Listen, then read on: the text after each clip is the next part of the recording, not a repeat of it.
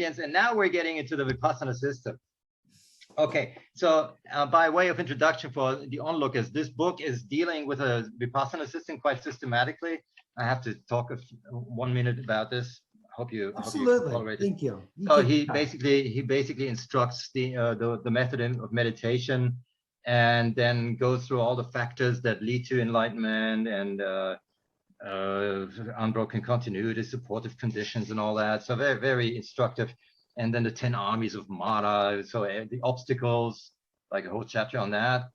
And then the 7 factors of enlightenment, which are the conducive conditions for enlightenment. And we'll just skip over all that because naturally we're beyond all that. We've already passed all that. You don't think they'd be interesting? They are interesting in themselves, but they're not the reason why I wanted to bring this in with you. Okay. So because the reason I brought this book in is because then in chapter 5 of 6, you see how advanced you are. He's entering into what he calls the Vipassana Jhanas. Now, jhana means absorption, really, and it also, I think, etymologically, it's probably connected to jhana. So jhana is Jhana. It's an absorption, a meditative absorption. And it's also, I think it's related to the word jhana with Dhyana, which then in China became the word chan, and in Japan became the word zen. Actually, I was going to tell you, I've heard that the word zen came from the word absorption, but through the word dhyana or something. So yes, I've heard the same thing. Yep, I get it. Yeah. So, but usually people who are superficially informed about the Buddha Dharma, they think the jhanas are only concerned with the concentrative preparation and not with the insight. So Buddhist meditation always has these 2 legs, the unification of the mind, making the mind stable and unified. That's the shamatha aspect, or the concentrative aspect, on the one hand. And the other hand would be the vipassana aspect, which means clear seeing. V means special in this case. So the special seeing. And what is seeing special? What is special about the Buddhist seeing is to see the decisive marks of existence. As is, all phenomena are impermanent, they are unsatisfactory, dukkha, or suffering, and they're not self. So Vipassana particularly concerns clearly seeing these 3 marks of existence in everything you do. What was the third one? Dukkha, no self. And what was the first one? The first one was impermanence, anicca. Impermanence. The second is dukkha, meaning unsatisfactoriness. And the third mark is anatta, no self. So Vipassana concerns mostly these 3 marks when observing whatever happens in the moment. And so he writes with respect to this distinction between shamatha jhanas and the Vipassana jhanas. The reason why the shamatha jhanas can grant tranquility but do not lead directly to wisdom is that they have concepts as their objects rather than objects that can be directly experienced without thinking. The Vipassana jhanas lead to wisdom because they consist of direct, sustained contact with the ultimate realities. So that's how he defines the Vipassana jhanas, which are absorptions into how things really are, and not just an ideal concept of meditation, right? You could also concentrate on loving kindness, which is more or less good. It's very virtuous, but it's in the first instance it's a concept. Whereas the Vipassana jhanas concern things that are actually happening right now, like the sounds and the sensations in your body. So I like that. The reality, your experience. I like that. So Vipassana jhanas are absorption into the moment-to-moment real occurrences of life rather than general concepts. Wow, that was, just to let you know, that was only a very recent realization for me, just because I know you're interested in the timeline. Yeah, that's something I could only appreciate in recent memory. Yeah, and so whatever he mentioned in the book before, such as the 7 factors of enlightenment, they are necessary for the arising of the Vipassana Jhanas, but they are also infinitely enhanced thereby. So everything that is a precursor to the Vipassana Jhanas is through the Vipassana Jhanas intensified considerably. So now I would like to go through them as he roughly describes, and I would like to ask you whether you think that you have experienced something to that effect, or at which point you would then say, no, I'm out, I haven't seen that yet. Is that okay with you? I love it. Yes, absolutely. Okay, good. So I'll start. I'll just look at, I haven't done a lot of preparation. So I hope I'm not spending too much time looking for the right quotation here. Okay.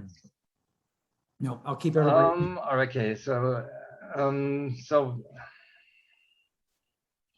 Vipassana insight knowledge is concerned specifically with the 3 general characteristics of conditioned phenomena: anicca, pronounced anicca, on impermanence; dukkha, unsatisfactoriness and suffering. We've already had that, and anatta, the absence of an abiding self.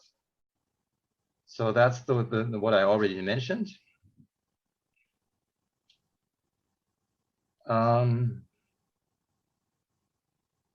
Okay, so what does anicca, the characteristic of impermanence, signify?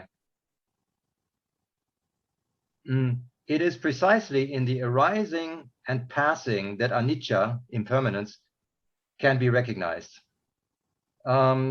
It's when I snip my fingers, it means I drop a few lines in the text. It's the intuitive comprehension that realizes the fact of impermanence. It occurs in the very moment of noting a particular object and watching it dissolve. It is important to make this point that anicca nupassana jnana only can occur in the precise moment when one sees the passing away of a phenomenon. And that reminded me of your mentioning the endings, that you see endings everywhere. Oh, that's funny. When you said that, it reminded me of the thing that I've been coming up with recently. And let's go back to that. I don't want to leave your thing alone, but whatever you just said just reminded me of this. So you have to tell me what you just said, but that space of potentiality, just a field. So what did you just say for the last point that reminded you of the no begin, how everything is beginnings and endings?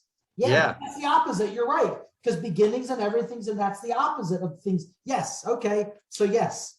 That's a yes, right? I would say that's a yes. That's a definite yes. Yes. Okay. Then that's the first mark, the anicca. Yeah. Can you say that again in one sentence? Because I want to write these down too. That's cool. What would that be in one sentence? I forgot what that was. Okay, impermanence. Wait. For the reader, for the listeners, they may be interested too. Just the knowledge. You will begin to appreciate their momentary nature, their impermanence. This knowledge of anicca is direct firsthand. You feel its truth anywhere you place your attention. Yes, it dissolves like the melting butter. Like the melting butter, it can't ever reach it. Okay, go ahead. Exactly. During the moment your mind is in contact with the object, you see clearly how the object dissolves. Yes. A great sense of satisfaction arises. You feel a deep interest in your meditation and rejoice at having discovered this fact and truth about the universe. Yes. Yeah, I thought so. I was that's why I brought in this book, because I could sense that you're going to respond with yeses all over. It's a love, man. Like I said, just love. And that's what I think will bring people back to it. The more you get to know it, the more you love it, and the love just perpetuate. That becomes your refuge. That becomes your refuge. I don't know if I told you. Yeah, exactly. That's refuge in the Dharma. That's what it means. That's new for me, just to let you know. Very new. Yeah. That's, I mean, even if they let you take refuge in the Buddha and the Sangha, that's just a means to recognizing the Dharma directly. And that's then your ultimate refuge. I guess I haven't told you this. I only realized that like a month ago. I guess it wasn't you, so I'll tell you the story. I used to laugh at any of that. I take refuge in the Buddha, the Dharma, the Sangha, especially the Sangha part. I want nothing to do with Sangha. And I'm out on the walk with my wife, and all of a sudden I was like, oh my God. It started, I guess I'm talking about my devotion and my love towards what you're talking about.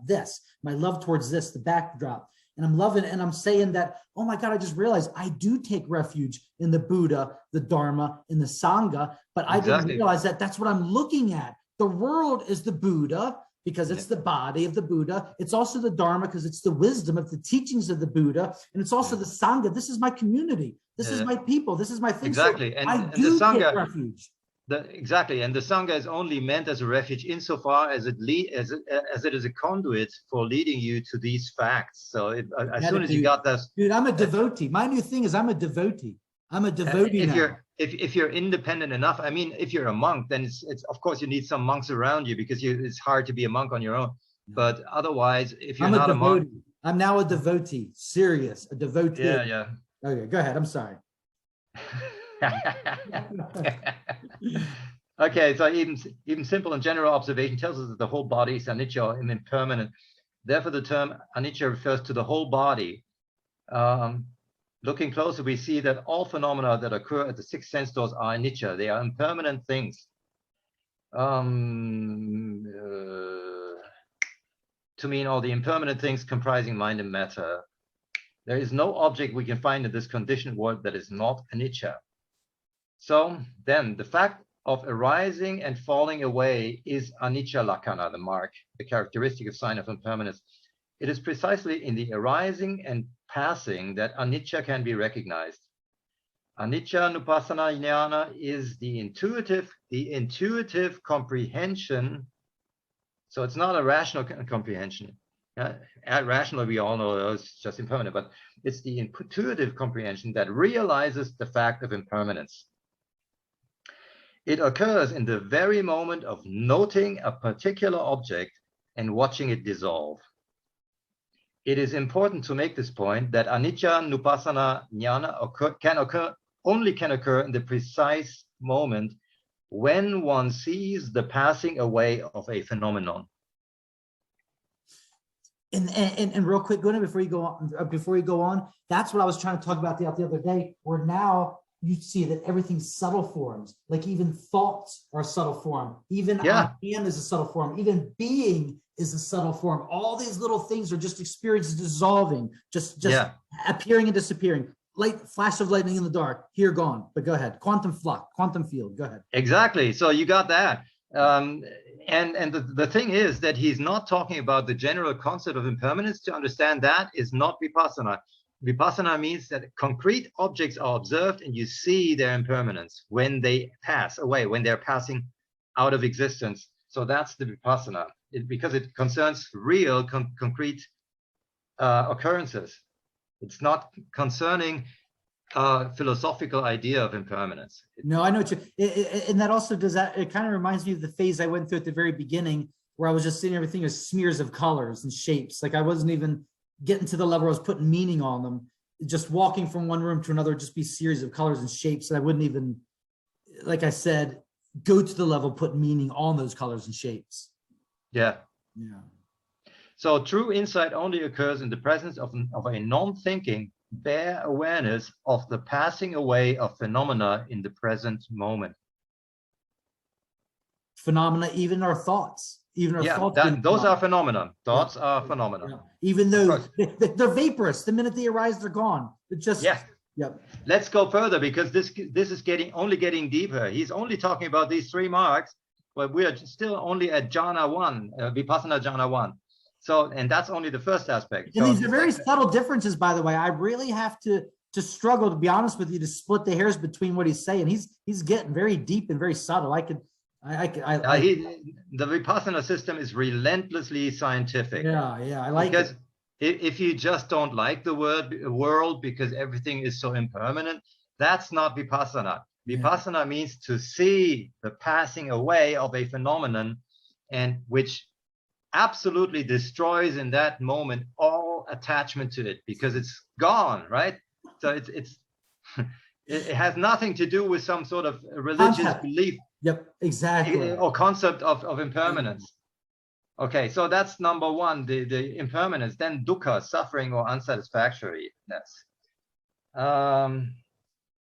As phenomena arise and pass, you will realize that nothing is dependable and there is nothing fixed to cling to. Everything is in flux And this is unsatisfactory. Yes. What I said was I couldn't find any comfort in the world. You can't. Exactly. That's why that's the other thing why I wanted to talk about this, because I thought I noticed that too, because you passed through these. Mm-hmm. You mentioned this before you ever knew about these 3 marks.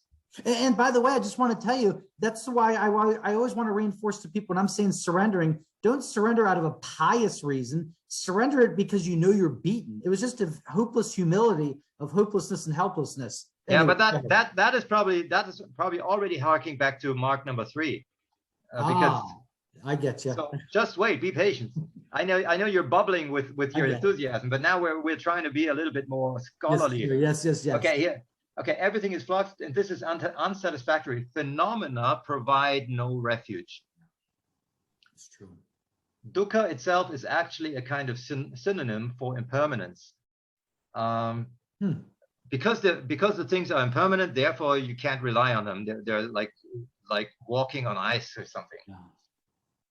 Whatever is impermanent is also suffering if you rely on it. Okay, so that's the characteristic of dukkha or dukkha lakkhana is oppression by impermanence. So you're oppressed. If somebody feels oppressed by the impermanence of life, like you said, everything. I hate you said you were tired of your own mental processes because they're always moving, and that's what he's talking about when he says the oppression by impermanence. So we live in a highly oppressive situation. It's funny while you're looking for that. I just got to do a little segue. It's interesting. I may have been primed for this type of, Buddhist stuff because, me, I've never known any philosophies or books, but the thing that got me into Buddhism in the first place was that sentence, what you just said. It was Sogyo Rinpoche's book it's called Tibetan Book of Living and Dying, in the sentence on impermanence. He said, the only guarantee in life that you have is that everything that you cherish, you will lose. And that was the most brutally honest and most realistic thing. And I was hooked from that sentence. He's like, the only thing you're guaranteed is that everything you hold cherished, you will lose it. And that's the only guarantee. And after that sentence, I was hooked. I was like, whatever you got to say, I'm on board, buddy. Yeah. And that is a very good teaching. However, it still appeals to concepts. People understand it conceptually, which is the first step. But it was a concept that got me. He got me. He hooked me. Yes.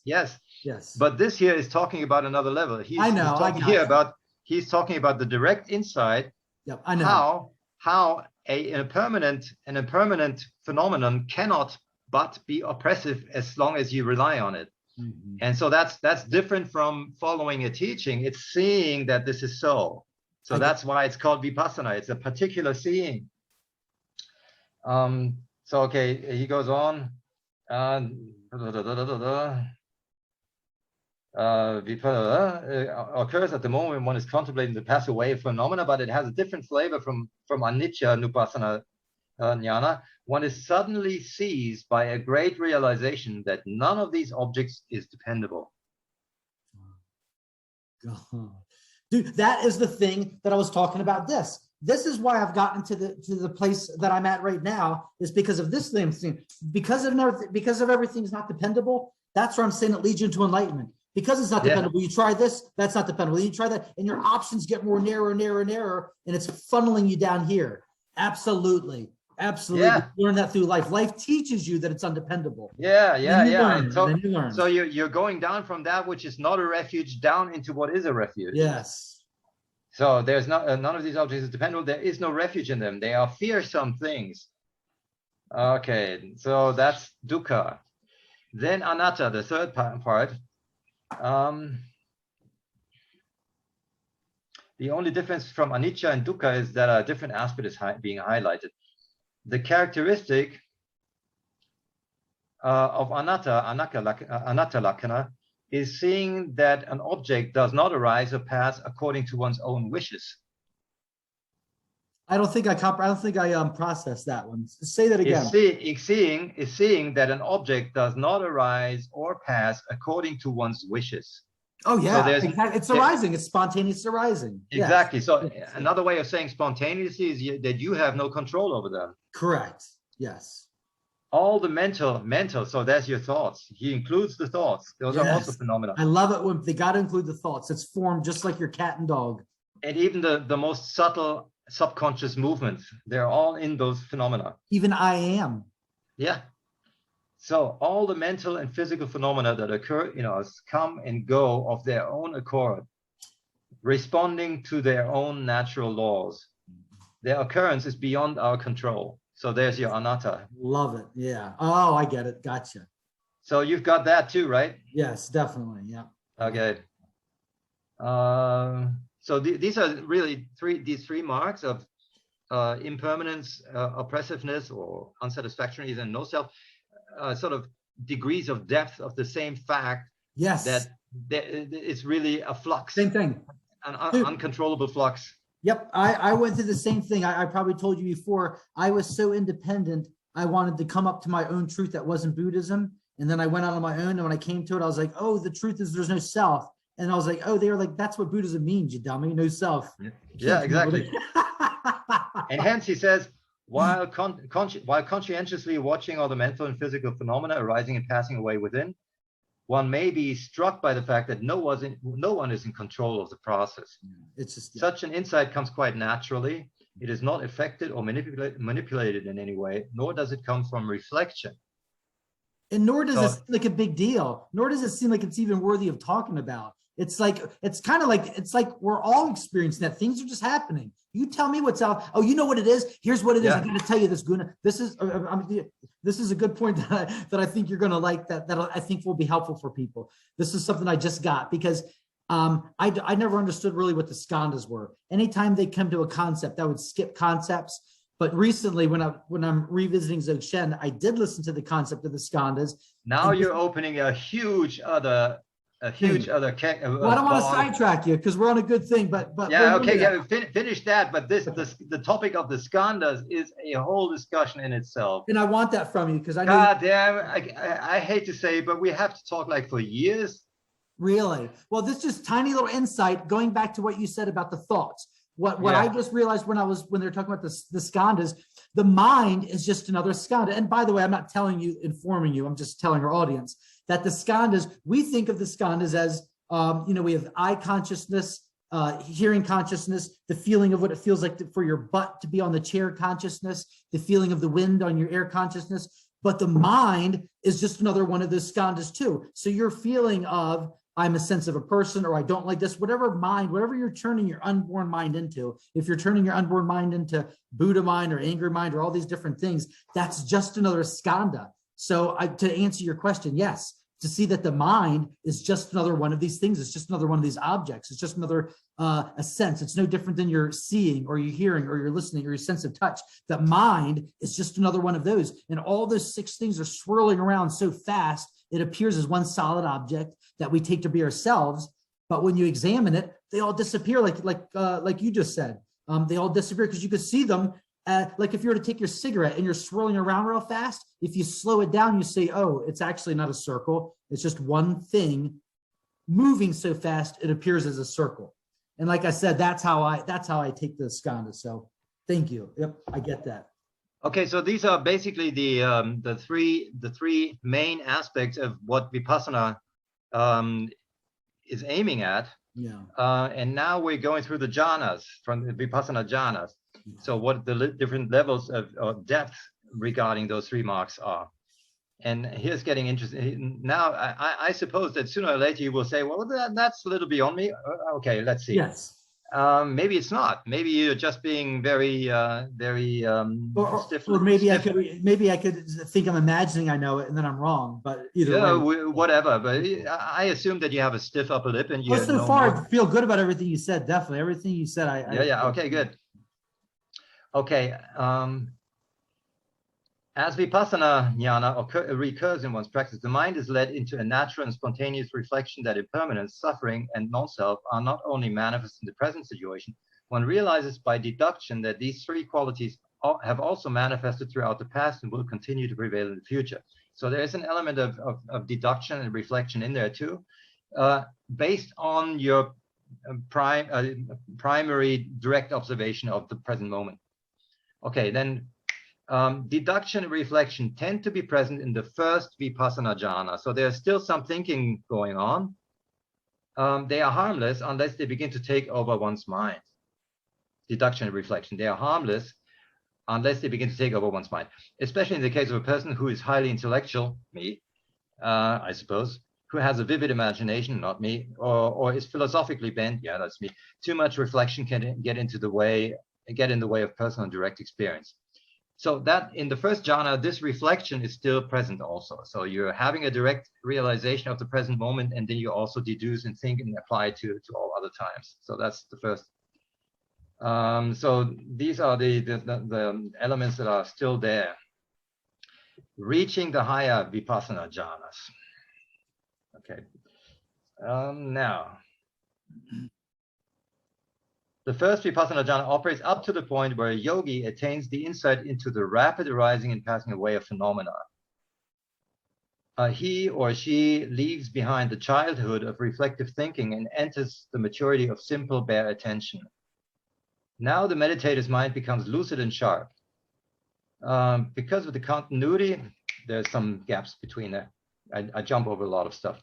Because of the continuity and sharpness of mindfulness, there is little discursive thinking. Nor is there doubt about the impermanent, momentary nature of mind and matter. At this time, the practice seems effortless. Yeah.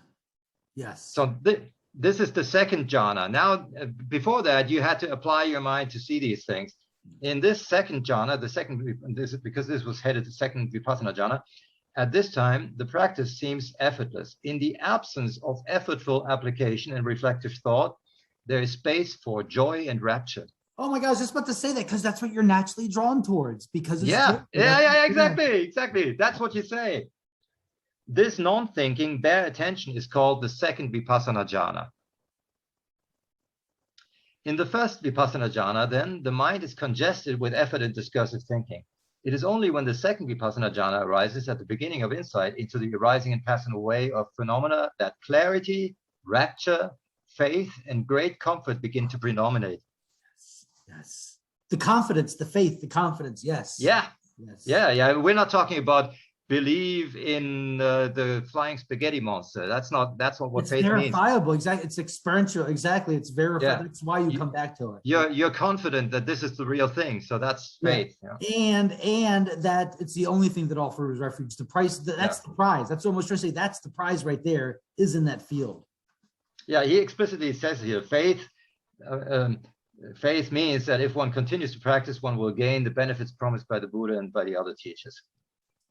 Okay, so and that last thing that I had in the last talk was Grab Dorje talked about going on in confidence. That's why I switched the word to confidence. Yeah.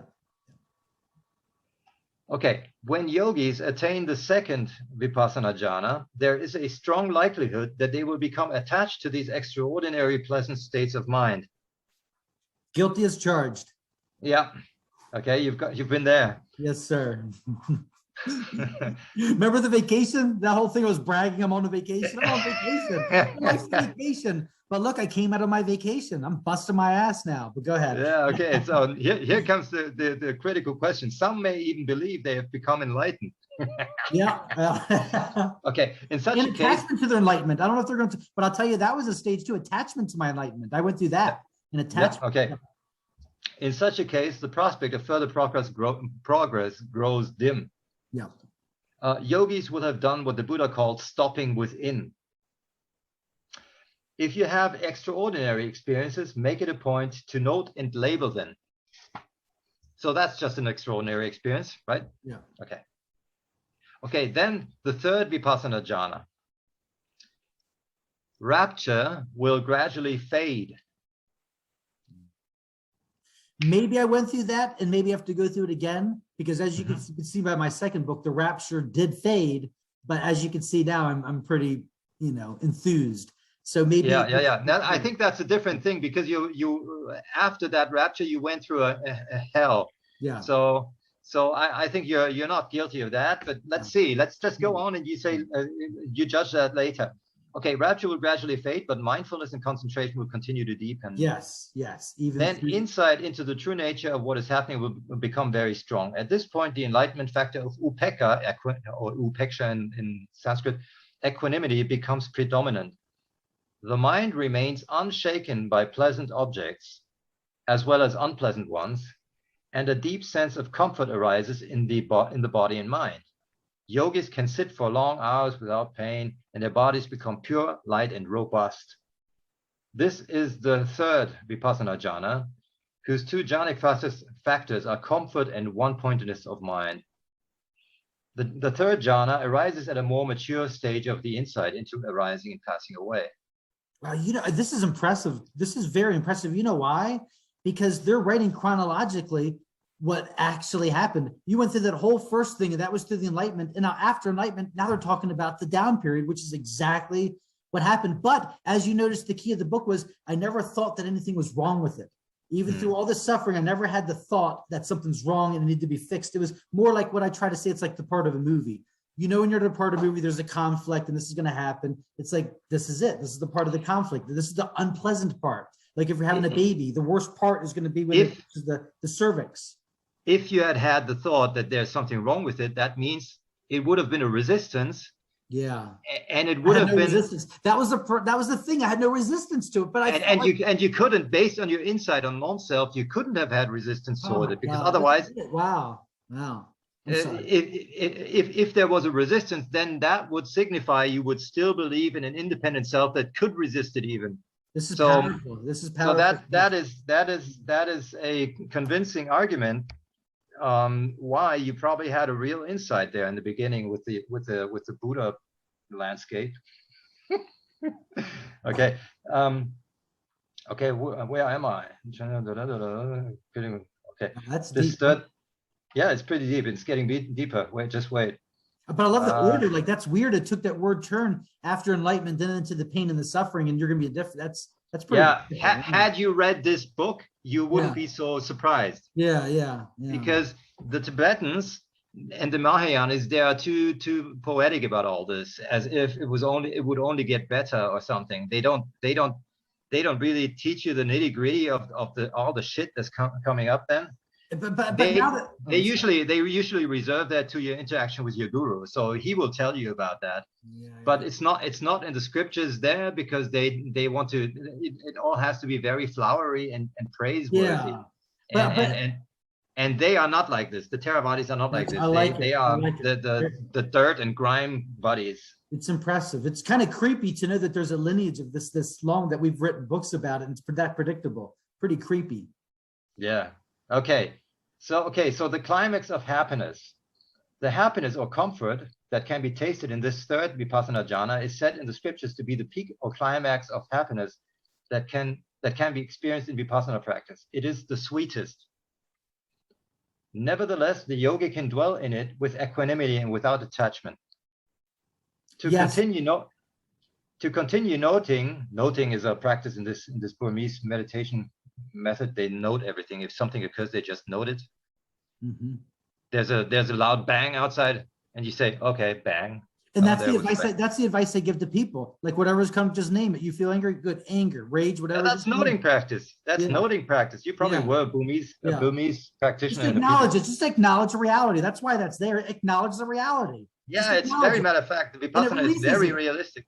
The way I described it is, when you do that, it takes the waveform from increasing to decreasing. So then when you say, oh, I'm angry, now you just dissolved it. You're still experiencing anger, but it's on the decrease rather than the increase. It's got negative momentum rather than forward momentum. Just acknowledge it. I'm angry, or I hate the fucking world. And you notice you just took you pinned the needle on the balloon, you took the pressure.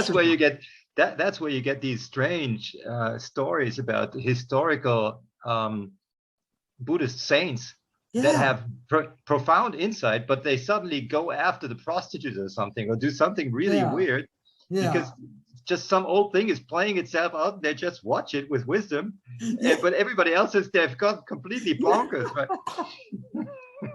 I love it. Okay, so here we are. Okay, third because is peak or climax of happiness.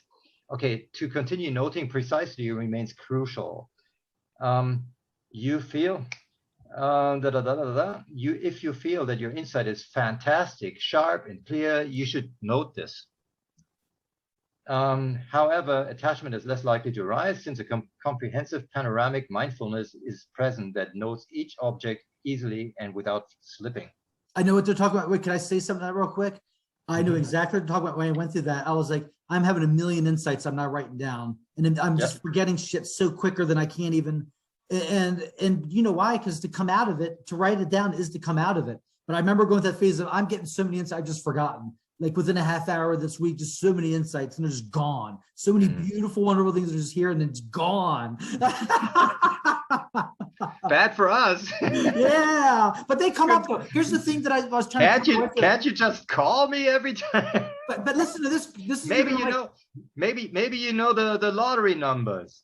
But here's the thing that I found out. Next time next time you have an insight about the lottery numbers, could you please call me before the lottery is over? That. The universe wants me poor. The universe wants me poor for whatever reason. But what I say is you could let it go because it's always there. It's always this field. So when you let it go, it's still in the field of potential. It's always there. You could let go of your wisdom. You could let go of your philosophies. You could let go of your contents because it's always right there. You'll pull from it when you need it. That's what I found out. The things will come to you when you need it. Because I did, like you said, I did want to grasp like, oh my God, that was a good one, you know. But you realize that they'll come back when you need it. It's not yours to be grasped in the first place. It's there when it's needed. It manifests as wisdom as it's needed, where it's needed, when it's needed. Go ahead. I'm exactly. Sorry. Yeah. Why should you be sorry? That's what we are here for, to let you talk in response to whatever I'm reading here. Yeah. Okay, thank you. So next, the third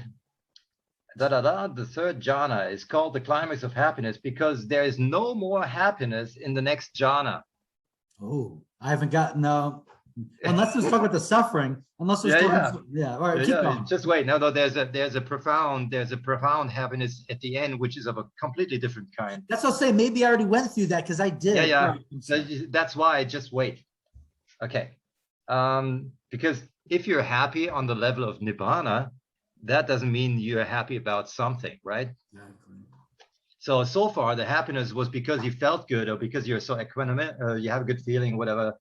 Okay, so the third jhana is called climax of happiness because there's no more happiness in that sense in the next jhana. Only about the next jhana. He's talking about the fourth jhana now.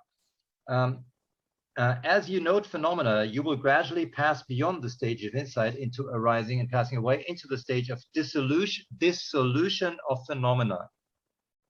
At this point, the beginnings and the middles of objects are no longer clear. Instead, the mind perceives continuous dissolution of phenomena, which disappear as soon as they are noted. That gets back to what you were talking about. Now we're getting to what you were talking about with the butter, how I can't reach it, how everything. I was thinking when you said that this is already what you talk about. The butter is already a more advanced stage. I was jumping ahead because you noticed the butter didn't come to the very end, so I did. Yeah. So I was thinking that you're already more further along. You know why? Because it's more recent in my memory. But you notice it's still the same impermanence. It's just on a deeper level. Yeah, you're absolutely right. You're absolutely right. Okay, so instead the mind perceives continuous dissolution of phenomena which disappear as soon as they are noted. Often it seems as if there is no body at all, only bare phenomena dissolving away continuously. Yeah, I would say that was early even. Yeah. Yogis tend to get distraught and upset not only because they feel a lack of comfort, but also because the rapid disappearance of phenomena can be quite disconcerting. Before you can note an object, it is gone, leaving empty space. The next phenomenon behaves in the same way. Concepts become indistinct. Up to now, the yogi may have seen phenomena clearly, but the mental factor of perception or recognition was still mixed in. Thus, he or she was able to see both the ultimate non-conceptual reality of objects and also the concept of form, body, arm, leg, head, abdomen, and so forth. At the dissolution stage of insight, concepts fall away. You may be unable to tell where the phenomena are located. There is only disappearance.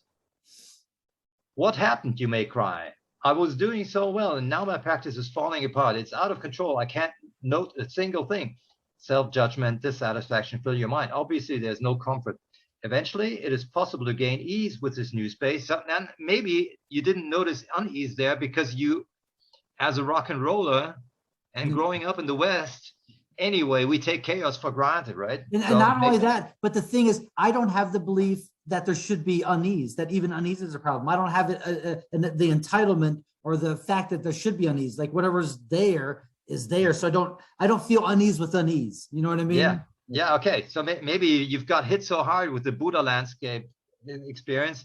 You don't think it should be different, whatever it is. You just even I just had to find a word to refer to that. Yeah, and it's so contradictory. I know it's so tough and so contradictory because you could see there was suffering there, there was resistance there, but not resistance to the resistance. I know it's so subtle, and that's what you're getting at. Yeah. Yeah, but so how do we call this experience with the landscape? Let's call this the falling away of dualism or whatever. Yeah. Do we have a short term for that? Or is this the dark night of the soul? Is that it? Or is that? No. It's something different. Cocoon phase. How about the cocoon? Because I look at the cocoon phase as the regeneration phase, as a collective phase. Like, let's say I mean just the experience of seeing the whole landscape as your body and not being outside of your mind. Yes. So how do we call that? I would call that when your prior occipital sense includes the world. Because we have a sensation, a skanda called a percipital sense, where you feel your sense of body, and that's how I feel about the world. That my percipital sense extends to the world to include the world, because we have that in our brain. It feels like what it feels like to have a body, and that's what I feel like, where the world is my body. Okay, how about calling that non-separateness? Yes, that is it. That is non-separateness. Okay, so let's call that the non-separate. Maybe you got hit so hard with non-separateness that a lot of your habitual tendencies were already blown out of your system right there. Okay, maybe you came in with not a lot of baggage anyway in this life, so maybe you're not having such a hard time. That's because of that. Eventually, it is possible to gain ease with this new practice, new space. You can just coolly settle back and watch the continual flow of phenomena. This stage of insight is called insight into dissolution of phenomena. So that's the fourth, I guess. During the maturation of insight into the rising and passing away of phenomena, the rapture of the second jhana gave way to the third jhana of factor of comfort. The outrageous displeasure of rapture was replaced by the outrageous pleasure of rapture was replaced by milder and subtler feelings of comfort and peace. As comfort disappears in the dissolution stage of insight, it still does not incur mental displeasure. So there's no mental displeasure about the absence of comfort. Bingo, exactly. Because you don't think it should be any other way. You're not. Yeah, exactly. So there he says it still does not incur mental displeasure. Now the third jhana gives way to the fourth, whose characteristic jhana factors are equanimity and one-pointedness of mind. Yes. There's your equanimity right there. Yeah, exactly. With a mind that is neither pleased nor displeased, comfortable or uncomfortable, upekkha, or equanimity, arises. Upekkha, has a tremendous power to balance the mind. In this particular aspect, it is known as tatra majjhatata, whatever that is. Tatras are a metaphysical concept in Indian philosophy. In this environment of balance, mindfulness can become perfectly pure, keen, and sharp. Subtle aspects of phenomena can be seen with incredible and uninterrupted clarity as particles and tiny vibrations. Oh my God, I got that written down, dude. Oh my God. All right. I think you should just buy the book, read through the Vipassana. Dude, but can I just show you something real quick? Because I haven't done this with you, but I just had a talk with someone where I was showing the different, whatever you just said was just that, the different vibrations. So I started out with the original tension of just stillness versus movement. And then that causes a vibration, and then more vibration causes a form. Enough form causes the myriad things. Enough myriad things causes dynamics. Enough dynamics causes experience. Enough dynamics of experiences cause relationships, then duality. And I see that when I'm looking at the world, that all these little levels are going back to that, all the little tiny things, that when I'm seeing you, it's the energy going all the way back to the original tension. So you got the original tension behind it, but also all those other layers of form and vibration. And I think that's what they're talking about, what you just said. Okay, so you still would assume that maybe you recognize yourself in this too. This is all new, though, just to let you know. This is new. This is new. Yeah. I would think that you find delight in reading this passage about the Vipassana Jhanas. Okay, in this environment of balance, subtle aspects of phenomena can be seen with incredible and uninterrupted clarity as particles and tiny vibrations. In fact, tatra majjhatata is present in each of the jhanas from the beginning. Yet in the first, second, and third jhanas, it is hidden by more assertive qualities like the moon and daylight, which cannot compete with the That's sun. exactly it. That's exactly it. The gross versus the subtle. Exactly. Yeah. That. Okay, in the first jhana, balance is quite undeveloped and so forth. Okay, second, thrills and rapture overshadow equanimity. Third jhana, the sweetest happiness, confidence of that balance has no chance to show itself. Okay. Okay, after insight into dissolution. So I think that's about the end of the four jhanas. After insight into dissolution comes successive insights into fear, disgust, and wanting to be liberated. Are you getting tired? Should we interrupt? No. When you were talking about the fear, I wonder if that's my recent thing with Milarepa, where I was like, yes, I want to jump into all my fears, but I don't want to interrupt you. Go ahead. Okay.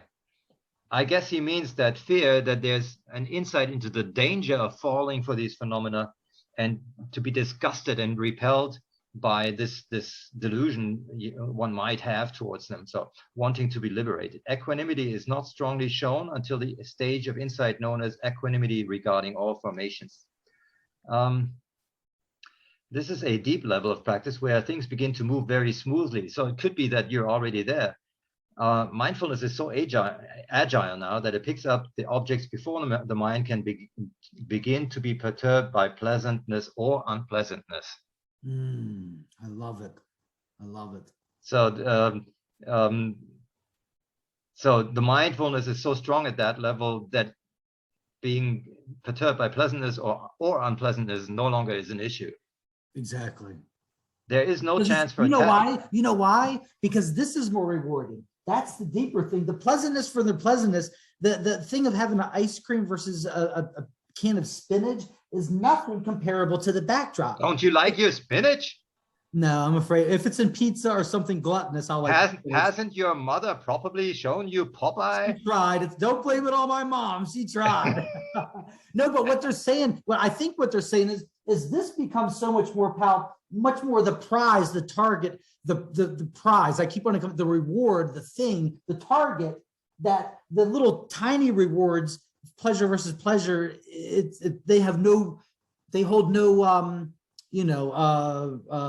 nothing to the actual pleasure of the actual thing. I think that's what I'm hearing when he says that, but keep going. So there is no chance for attachment or aversion to arise. Objects that normally are very unpleasant lose their influence completely, as do thrilling and exciting objects. That's true. Because this is true at all 6 sense doors, the kind of equanimity is now present is known as six-limbed equanimity. A great subtlety of awareness is another feature of this time in practice. The rising and falling process becomes a vibration. It breaks into particles and many eventually disappear. If this happens, you should try to look at this buttocks, knees. Okay. If this happens, you should try to look at the sitting posture as a whole and perhaps some touch points such as buttocks and knees. These too may disappear, leaving behind no perception of the body whatsoever. Sickness and pains disappear, for no physical phenomena remain to be perceived, no itches left to scratch. What remains is only the consciousness that knows the absence of physical phenomena. At such a time, this consciousness itself should be taken as the object of knowing. As you know, knowing. Even that consciousness can begin to flicker and reappear. Yet, at the same time, there will be clarity of mind and extreme sharpness. This state of extreme mental balance is said to be like the mind of an arahant, which remains unshakable in the face of any object capable of arising in the field of consciousness. However, even if you have attained this stage of practice, you still are not an arahant. You are only experiencing a mind similar to that to an arahant during this particular moment of mindfulness. Okay, each of the 4 Vipassana Jhanas is characterized by a distinct type of happiness. So they all have their own kind of happiness. In the first Vipassana Jhana, one can experience the happiness of seclusion. The hindrances are kept away, and so the mind is remote and secluded from them. In the second jhana, one experiences the happiness of concentration. Good concentration brings the happiness in form of rapture and comfort. As rapture is abandoned, the happiness of the third jhana is simply known as the happiness of equanimity. Finally, in the fourth jhana, we experience the purity of mindfulness due to equanimity. The fourth type is the best happiness, of course. Like the first three, however, it still occurs in the realm of conditioned phenomena. Only if the yogi transcends this realm can he or she experience the ultimate happiness, the happiness of real peace. This is called Shanti Sukha in Pali. It occurs when the objects of meditation and all other mental and physical phenomena, as well as the noting mind itself, come to a complete stop. And then he goes on to talk about Nibbana, which is probably involved with this complete stop. So we could go into Nibbana as well. Maybe we can touch on it. I just got to say, that's beautiful. I want to back up to something good.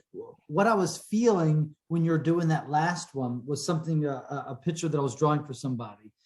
And then all my point is, ever really of anything, is just to experience that. And when I say that, is just to drop more into this. So this is all of our minds. We can't help the spontaneous arising of our minds, like we just went through. You can't help it. The mind spontaneously arises, but what you do have is what you pay attention to.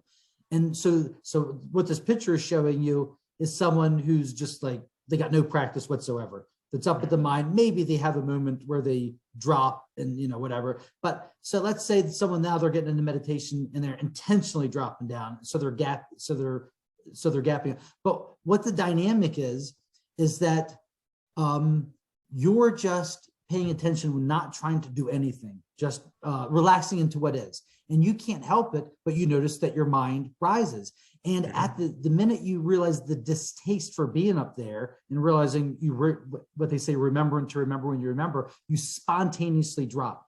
And the second you drop, then you go on in confidence until you find yourself up there in thoughts again. You're like, oh, and then the practice begins to just drop it when you recognize it. And the more you do that, that gap widens more and more until you're not perturbed by it, because the only time you find yourself in a rising is like right now when you're concentrating, which was one of the second ones he was talking about. The second one was the concentrating mindset.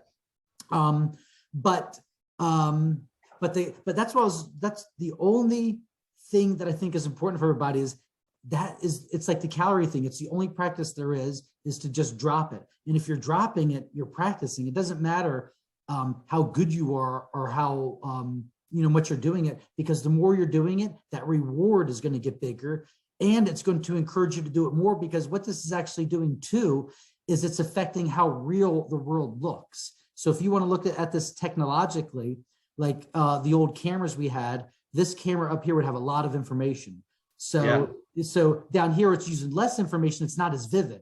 Less information is not as vivid. Now you get down here and it doesn't, and that's why I like the picture of a stick man. The more you let your arise to the thoughts, and the longer you sit there and let all these thoughts marry and connect to each other, that stick man and everything is getting real vivid. So the love for this and the attention towards this, just more and more, and then that just happens. And then I believe, like these different levels of enlightenment, that's just going to get subtle and subtle. So even if we do get down to what we would call a flat line, if we look deeper, we're going to find subtle movements inside of that.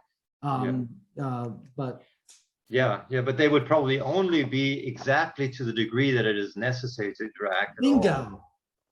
Bingo, necessary. You just said it, necessary. And that's the spontaneity as it arises.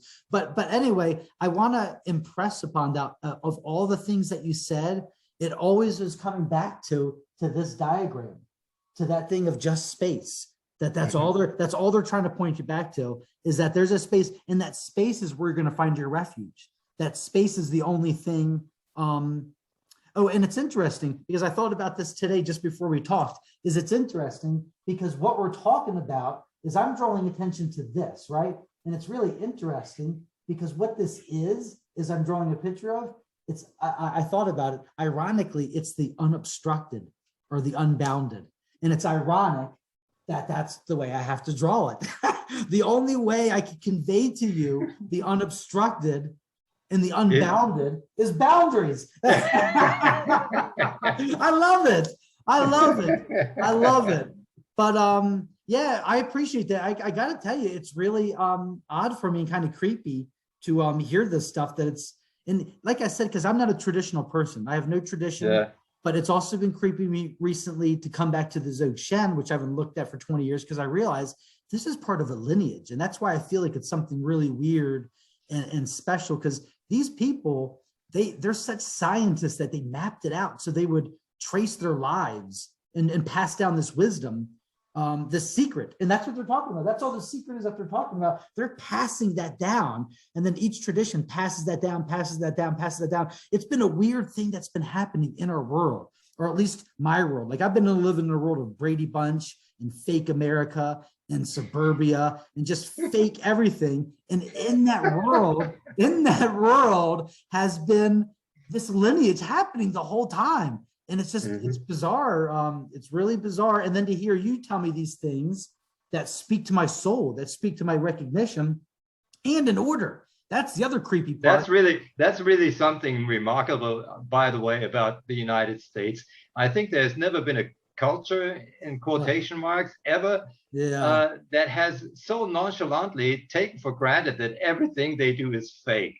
And nobody, you see, if you dare to be authentic, that's like unheard of. It's like you're insulting. America, absolutely, yeah. It's a trained thing, and maybe, I mean, you could answer me this: is that because we're so hostile that we have to do that? Because otherwise, we'd all be at each other's faces, and that's our self-coping mechanism, is to put that on, because the alternative would be unbearable. Yeah, well, maybe it's a kind of a non-aggression pact. I think it is. Because we know our dangerousness. Because we know our dangerousness. Yeah, as soon as you start acting authentically, that's like telling you you're not worth shit if you're not authentic too. But wait a minute, that's going to impinge on all sorts of difficulties in my life, which I don't want to have to deal with. And now you're, in a way, me being authentic puts you in a hard spot, because so it's rude to be authentic. You know what? You just pointed out another dynamic that I love to come back to. It's always the people that are the underprivileged, the people that are the so-called losers, the people that are on the bottom, that have they can be honest all the time. They're very authentic most of the time.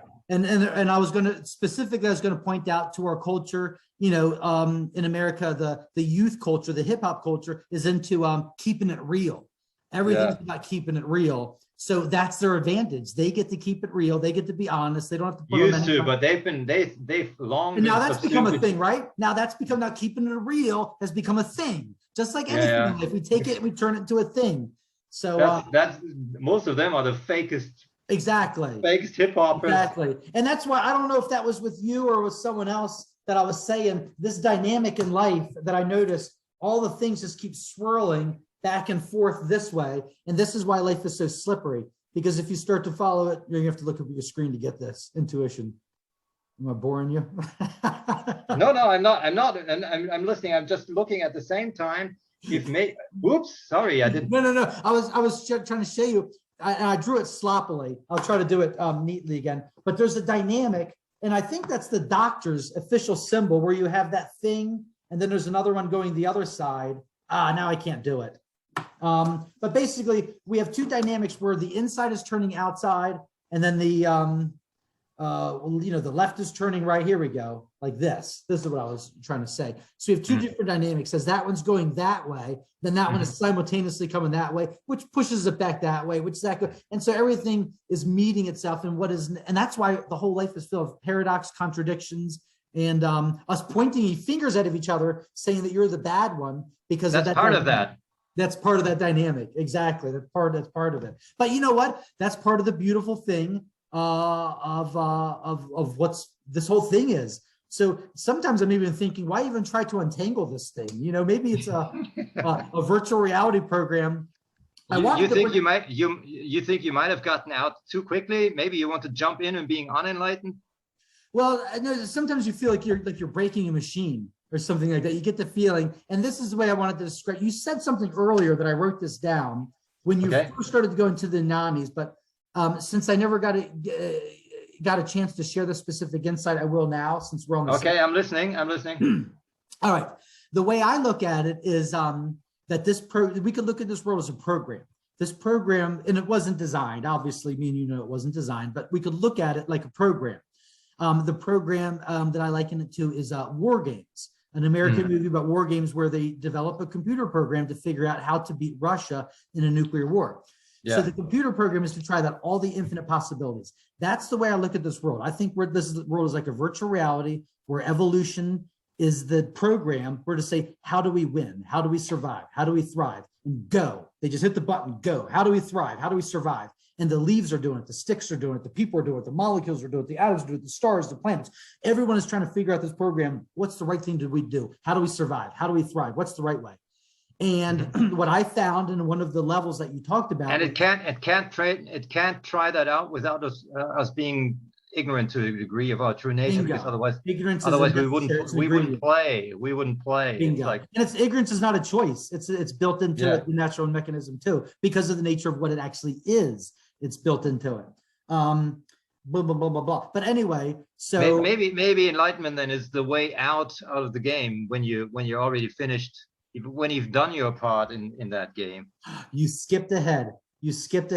All right, so War Games is all the infinite things, and what you see in life is an example of all of us trying to say, this is the right way, this is the best way, try yoga, try being nice, try going to church, try non-duality, try meditate. All these infinite things are a way of each thing trying, but the only way to actually, there's no way to win the game, so that's obviously the joke, but the only way to win is to just not play at all. And that's what I call surrendering. It's that you can't play at all. Any movement, any distinguishment, any tiny little thing, guess what? It's a goddamn thing. It's just an appearance. It's form inside there. The only way to play is not to play at all. And I guess that's what all these three marks of impermanence, because you've been burnt. Satisfactoriness and nonsense. That's what they are about. They are seeing that there's no way to win this game inside the game. That's exactly, and they're trying to help you. They're just trying to say, look, we've been through it. We've all tried it. We've all tried. We all got the same thing. We all want the same things. And like with this meditation, you're just speeding up the insight that this is so, because you observe. That's why I call the only thing I have different than what life has to offer is the suicide mission. We're all going here. I've seen that this is what life does. We run out of options. Now I can't do this. Now I can't do this. Now I can't do this. And we're all leading towards enlightenment. That's why I don't think that any of this is important. I don't think that my way is superior or enlightenment is superior, non-duality is important. No, I just think that's the direction we're all naturally headed in. And what I have to offer is the suicide mission of just consciously doing it. That's all. It's happening anyway. Just consciously do it. And when you consciously do it, now it's suicide. Now it's not dying. Yeah. Now it's suicide. And then you get back to the whole Christian thing that I love about dying before you die. I don't think that I've ever heard anything more beautiful than that. Dying before you die. So anyway, let's leave it right there, Guna. Let's leave it right there, buddy, because we got to okay, so maybe the question of Nibbana or Nirvana deserves its own 10-minute discussion another day. Well, I mean, just to hear you go, the way I look at it, Nirvana and samsara is in there. It's the same thing. You could take that and you could contain Nirvana or samsara, but Nirvana is just another experience, just another pleasurable experience. That's why I would want to go through it the way he says it, because then I can put away the book. But I don't know if we can. Oh wait, do we have time? I thought we were done. Done. Yeah, let's do it. Let's touch on it briefly for 5 minutes, and then we can. Okay, you can still say, okay, I'm not going to be definitive about it now, but we can put it off until another day. So if you have something to say about the Nirvana, I'm interested because. Okay, so that's following the 4 stages of jhana. It's going beyond Jhana, and that is the result. Then is Nibbana, and he becomes clearly more vague about it because it's not so easily defined anymore. Okay, wait. I just lost it because we already were signing off. Well, while you're looking for it, I'll just speak to that. So nirvanic, so nirvanic would just be the opposite of samsaric, when you're completely resisting and you're completely seeing everything is bad. And then nirvana would be everything lit up, everything good, everything aligned, seeing it perfectly. But what me and you were talking about is going beyond nirvana, beyond samsara, and seeing what is it that nirvana and samsara are a product of, which is Yeah. this, the indefinable. We could call it aware space, we could call it whatever we want, but nirvana is the highest thing, the great. I mean, that's why I assume that the word is by self-definition the highest, but that is simply, once again, a product of that, the real star of the show. And that's what I'm excited about. The real star of the show is not experiences or states or even nirvana, but the fucking thing that contains them all, from which nirvana is born from and falls back into. Yeah, all right. Well, we could have a whole different talk on that. I think we just yeah, but I'll quickly read some aspects of it, and you can say if that sounds familiar. Thank you. Okay. If they say if nibbana is the extinguishing of mind and matter, how can there be anything left to experience? It is hard to think of happiness that is not experienced through the senses. Oh man. And so he defines a second mistaken notion is that nibbana. Some people think that nibbana is some special kind of mind or matter, but this is not so. So he's mostly talking about what nibbana is not. A second mistaken notion is that nibbana is what is left behind when mind and matter are extinguished. Nibbana is the source of ultimate reality, and it is classified as an external phenomenon rather than an internal one, because the internal one has been abolished. Okay. Nibbana cannot be experienced in the same way that, say, visual objects or sounds can be experienced through the senses. It is not a sensual object. Therefore, it cannot be included in any category of sensate or sense-based pleasures, no matter how extraordinary. It is non-sensate happiness, not based on the senses. And then later he says, it is precisely because there is no sensation in Nibbana that it is so blissful. Wonder. Go ahead. It is. I'm jumping a lot now because we want to be quick. Look at all the amount of trouble you have to go through to get all those novel experiences, and you think will bring happiness. A disproportionate amount of suffering is necessary to bring together a few moments of happiness. So that's not what it is. As we have seen, each of the Vipassana Jhanas brings its own kind of joy. All these four known as happiness of renunciation. However, the peace and happiness to be found in Nibbana is superior to both the happiness of renunciation as well as that of sense pleasures. It is also quite distinct from all of them in nature. The happiness of Nibbana occurs upon the cessation of mind and matter. It is the peace of the extinction of suffering. It arises because there is no contact at all with sense objects. And so now further down the page, he likens this to deep sound sleep. Blissfully oblivious of the surroundings. Anyone, rich or poor, may wake up from sound sleep and feel wonderful. One may gather then that some sort of happiness exists in that sleep. Though it is difficult to describe, it cannot be denied. In the same way, the noble ones who have touched the fulfillment of Dhamma know a kind of happiness that can neither be denied nor fully described, which we know by deductive reasoning actually exists.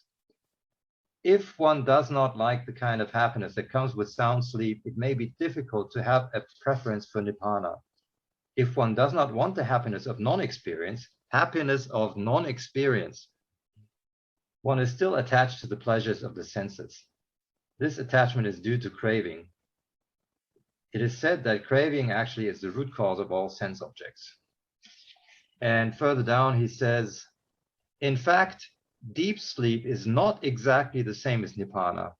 In sleep, what is occurring is the life continuum, a very subtle state of consciousness with a very subtle object. It is because of the subtlety of the object that sleep seems to be non-experienced. In fact, the non-sensate happiness of Nibbana is 1,000 times greater than what is experienced in the deepest sleep. So I guess that's a pretty tall order. That, you know what you just reminded me of? That was how I ended the book, where I was talking about that. I don't believe that what I call love, I refer to it as love, that you were just speaking about, that I said, I don't believe that my experience was that love was there from the beginning, that we're the generators of love, that love is a fruit. And so when you were saying that, it got me thinking, is nirvana, are they defining nirvana as a fruit? That it's not there, it's intrinsically, it's basically, we go in, this is the way I look at it. We start out unconsciously, then we have this conscious bad experience, and that conscious bad experience now makes us actually conscious. So we basically take unconsciousness to painfulness to actually self-consciousness, to self-aware consciousness. But anyway, I was just thinking, and that's where love comes from. So love's not there. We go from ignorance to suffering, and then the what do you call it? The unwinding of that, or the unfolding, is what creates love. Mm-hmm. And I wonder if that's what they're talking about nirvana. Are they saying that nirvana is a result or a fruit of this whole process? No, he says it's the source. It's the source of all this. Oh, wow. As I just read to you. Well, see, that's what tripped me up, because at the very beginning, when you said source, I said, oh, okay, so they're describing nirvana differently than what I was describing, because the source to me would be this, like that would be the source. Yeah. So when they're talking about nirvana, before I was always thinking that's also why they wouldn't define it as an internal and as an internal dharma, because it is, everything is contained in it. Yes, yeah. Toward the inside becomes outside, the outside becomes inside. Exactly. So that's it. So that's what it is. It's the source of everything, but in itself, it is not an experience. If you experience nibbana purely, he says, it is a totally non-sensate experience. So it's just the happiness of non-experience in a way. Exactly. It's just this. But it is just this. So I think what you experience seems more like the Mahayana type of non-abiding nirvana. It's more like you are this while the experience goes on, whereas he is talking more about the pure nibbana without the ongoings. Definitely the first one. Definitely. And it could be, like I said, it could be just now, because the ongoings I'm definitely interested in, because that's what I'm learning from. And I'm talking to people to help me learn. But like you just said earlier, I definitely feel a pull that there's something even more bigger happen that's going to require me not dealing so much with people, but more internal. And that's when we go back to that thing where I think is a zigzagging. But go ahead. Maybe that's one thing we should end on, because I think this could be an important thing. So from the Mahayana point of view, the non-abiding nirvana is actually the higher one, but it is an inclusion of the ongoings from the point of view of already resting in the abiding nirvana. So that's exactly it. Somebody who already knows the utter sensation of everything then includes the ongoings. Wow. But the non-abiding nirvana would not be to never have let go of all the ongoings. So it would be necessary, probably even for the Mahayana version of the non-abiding nirvana, to have experience with direct abiding nirvana. So the nirvana that is completely a non-experience, like deeper than deep sleep. Yeah. So I would think that this is necessary to qualify for non-abiding nirvana too. You stole the words right out of my mouth. It's necessary. It's built into the process itself. Mm-hmm. Absolutely. Wow, that's impressive. So are you familiar with this shock in a fully awake non-experience? Wait, shock? Maybe it's not a shock for you because shock is already affecting the system. I know, and I could go back in my memory. I could guarantee you I could pull back a time of shock where there's been I could go back and pull a shock, but I feel, and maybe I'm living. Don't forget the word shock. Yeah. Are you familiar with the pure nibbana without any experience ongoing? I feel that more palpable than the appearances. That's all I see is what you just described. That's behind what's all the appearances. And that's why I say for me, it's all about energy. And I'm not really paying attention to words or specifics or even things. It's the energy. All I see is the energy behind it. What you just described, no, I don't know. It's complicated to describe. But that's what I can tell you something. I can tell you something about myself, because I think I'm not where you are, and I'm also not here. But I had a moment of getting close to this end of everything, as I call it. So I guess that's what he's talking about, and I could sense a sense of almost danger, right? If I go to this if I go into this black hole, will I ever come out again? Right? You feel like So, you're gonna or will I be able to function in the world at all if I go in there? Because this thing is infinite, right? It's if you let go of all, how much is left? How much if a bull steps on a piece of chewing gum, what's left of the chewing gum? But what if a mountain is stepping on the chewing gum, or if the infinity itself is stepping on you? Then what's left of me, right? Not that I would mind, but maybe I would still have to function here, and I've lost my mind or something. no. You know, this sense of infinite blackness, not in a bad way. It's a very pleasant blackness. Let me get back. You know to what this. I mean? Yes, but what I would say to that is that's happening right now anyway. What you just described is all that's happening right now anyway. And you just reminded me of a Zen quote or a Zen poem where they're saying, I know that the void is scary, it's horrifying, but when you drop into the void, you find out the void is not void at all. The void is actually the Dharma. Yeah, it's the source of all the other That's stuff. the thing is you know what I liken this to? As I liken it to a doorway. And now we can have that, now we can put in the snippet that we had last time off record. Now it'll be on record. The way I liken it is to like trying to go underneath of a door. If you're looking at a doorway and the doorway is 6 feet tall and you're 6 feet tall, you got to get through the door and you can't. It's impossible to get through the door. You have to somehow do the impossible of shrink down to less than an inch so you can slip under the door. And that's the most palpable way of that's the disappearing, but it's still something. That's the whole thing is that's why I like Dzogchen, because they'll never let you get away with just describing the void as a void. It's always the inseparability of two words. They use the word clarity, and that clears up the mess that it's not just nothing. It's not just a simple void. It's alive. It's radiant. So it's radiant. Otherwise, it couldn't be, as he says, the luminous. source of ultimate reality. Exactly. So wait, to get back to your question though about that void, I know it seems like that, and it's always going to seem like that. But like I said, the void itself is the Dharma. So that void that you're going in. You know what? Another thing I liken it to is the hand gesture like this. The very act of the very letting go. That's the reward itself. I think some people think you let go and surrender, and then after that the reward comes. The reward is the letting go of the thing, and all we're doing. And this is what I'm noticing more and more. All we are doing is just keeping up this thing longer and longer. The more we think about what we're doing, or even philosophy or doing anything, it's just your mind knows you more than anything. So your mind, all it does is wants to keep you up here, and it's entertaining you with talks of philosophy and concepts, and it knows it doesn't want you, because dropping down here, that's oblivion and that's void. But the more we spend time in that, that becomes a refuge, and we trust that. I guess so. There could be burning us. So I guess there could be huge differences between realizers with respect to how long they've been flatlining. And you know what? Your life will be that. Because if you look at somebody like Ramana Maharishi, for instance, if you look at his life, he seemed to have been flatlining for years.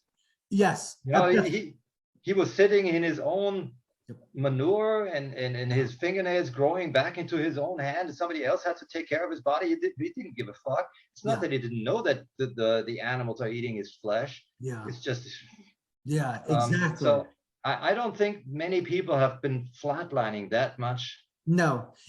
But you just brought up something interesting. Nature tries out infinite permutations. In India, in China, all those places, they would be a perfect place for nature to work out those. We couldn't flatline like that without landing in the and we're not supposed to. Nature doesn't want us for that. Nature wants us for exactly what we're doing. And that's the beauty of it. The beauty of it isn't not having to be, because let's face it, the only reason anybody ever wanted to be like Ramana Maharshi or Nisargadatta or any of these people is just because of the peace.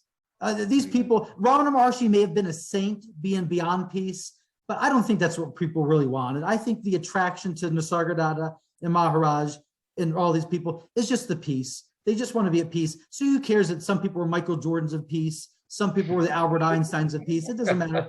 All you really want is peace, and peace is down here, and it's yours for the taking. And it doesn't matter how little, how much you want is how much you're going to get, and how much for the taking. So thinking about those guys as an excuse, because you're going to get what you want, and you're going to be happy with what you get, or you're going to want more. And that's the bottom line. All right, brother. Okay. Thank you, man. And we're going to do this again. We know each other, so we'll end. Yeah, but not the exact same thing. We've done this. Now, next time we just do something else. Bingo. We'll find another one. But I enjoyed it. Yeah, I'm satisfied. I'm pretty much sure that you know this stuff. Good deal. That he was talking about. So I think based on that, the means of sociological research would come up with the empirical datum that probably you've got something there.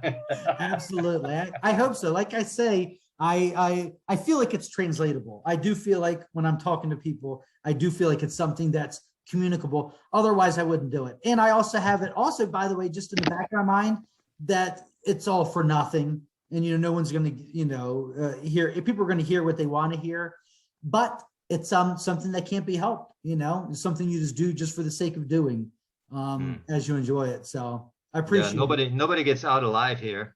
You got it. And that's exactly it. Hey, that's another thing. I'll end with this. One of my favorite lines I've ever heard is, if you thought the thought of death was scary, just wait till you find out you can't die. Yeah, that's my big thing. Me too, dude. That is existential. Like, oh my God. But you know what? But you know what though? You mean I can't die? But you know what? And then these guys promise me eternal life. Yeah, but you know what? That's when but it doesn't matter, because you just be thankful for the river of forgetfulness. You be thankful for ignorance. Of course, when Jesus talks about the eternal life, he doesn't mean eternally existing in this fashion, like a vampire. Having to exist in this kind of fashion forever. I'll be done by 80. I'll take the 70s. Seem good. Anything past 80, I'll be. I don't need it. I'm good. All right, brother. We can keep going forever, and let's call it quits for today. I think we're good, right?